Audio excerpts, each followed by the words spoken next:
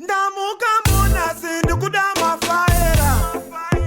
asina kukanikwa nezvepadera ndoda nyaya dzechokwadi saka nditrust nobody. Ndiudzezve kuti taura iwe zvangofanana izvi zvocelebrate chi baba independence yechi from what chi chakarwiwa chi chinonzi independence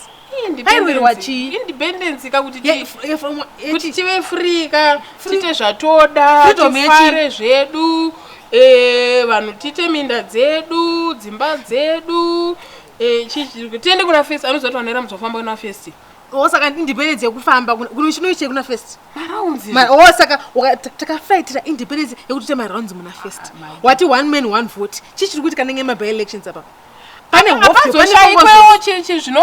wadaiti wati kuti tite minda une munda une hama yako ine munda unaina mudhuze waunozivawo zvake hapana handisi saka nemunda wacho ndiani vari kuvaka vacho vari kupwazirwa kuna chitunguza kuna budo vari kupwazirwa vamwe vari kudisplacwa zvinzi pamakagara voda kuti tigare uswa vanhu vachitorwa pavanogara kuti hanzi tine independence wati freedom une freedom iweyo zvimwe vanozonyanya kungoti akahashtag so kungoti wangokomment about something wakunzi undermining kuridza pito mutauni mumo mako ari mujeri kusungudza chibhodhi chakanyorwa kunzi ndinoda freedom wakuandamaina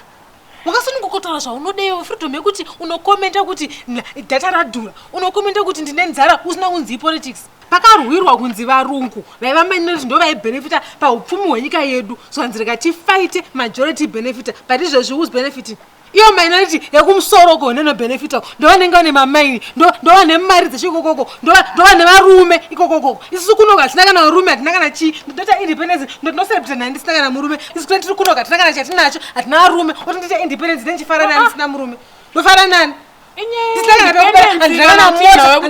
una murume zvakapene zvakafanana saka independent ndokutasa uroro here unodiwa nani ko usina mari yekuti zvavanenge vachivari musoro ndovane mamaini ikoko ane mafamu vana vacho ndovanenge vachikobenefita vari kuenda kuchikoro vega ikokoko oti hanzi tine independence itaita independence mege takura kuti ndaonda independence imege handisi kuda mani independence iri kupi iri kupi independence manje mari yangu yakwanotenga credit uzona handiri independent handichitita hafafu here tibatsirane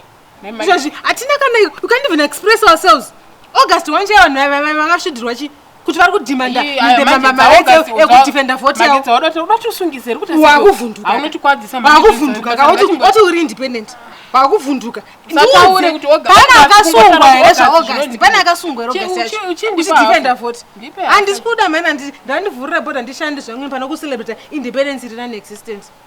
saka rongedza kumabhodhora kozi ndingaite sei ndisina mari yacho inokwana nai ndiwe kauri independent celebrate saka kuti tisacelebrate chiko Ndamuka muna sindikuda mafaera